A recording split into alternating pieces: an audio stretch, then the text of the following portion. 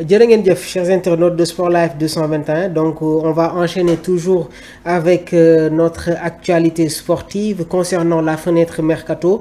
Donc, le Paris Saint-Germain, ñoom jot nañu transmettre li nga xamante ne moom mooy une offre pour l'été 2025, ciblant principalement ki nga xamante ne moom mooy Iya Zabarnyi, nekk défenseur central de Bournemouth. Donc, ñi nga xamante ne ñi ngi seetaan le championnat anglais xamee nañu joueur bi parce que moom moo doon formé l'axe central ak ki nga xamante ne moom mooy Dean Huijsen bi dem fële nga xamante ne moom mooy ci Real de Madrid. Donc le club parisien ñoom jot nañu proposer environ 55 millions d'euros plus 5 millions de bonus, soit un total proche de 60 millions d'euros pour recruter le jeune défenseur. Mais Bournemouth ñoom ñi ngi réclamer lu toll ci 70 millions, rendant les négociations toujours en cours. waaye lu ñu leen mën a wax, un accord contractuel a déjà été trouvé entre le Paris Saint-Germain ak le joueur qui pourrait s'engager jusqu'en 2030, mais le transfert day dépendre aussi d'un compromis avec le club anglais. Par ailleurs,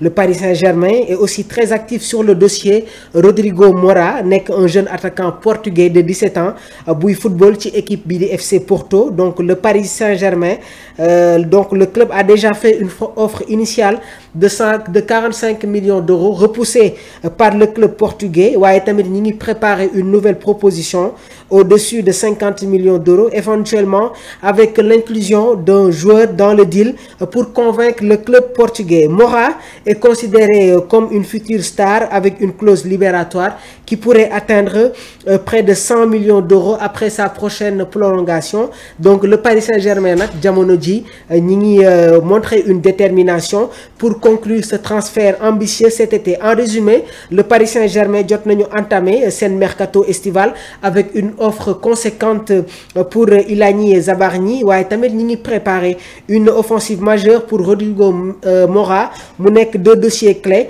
pour renforcer seen défense waaye tamit seen attaque. Donc le Paris Saint-Germain jamono ji nag bokk nañu sur la Coupe du Monde des clubs qui a débuté depuis avant-hier. Les Parisiens jot nañu football avec les Colchoneros de l'Atlético de Madrid. Donc le club de la capitale jot nañu imposé wu sur le score de 4-0, lançant d'une manière exceptionnelle leur tournée européenne gannaaw ba ñu remporter seen premier trophée concernant la Ligue des Champions. Jamono ji nag les Parisiens bëgg nañu nekk dans la continuité.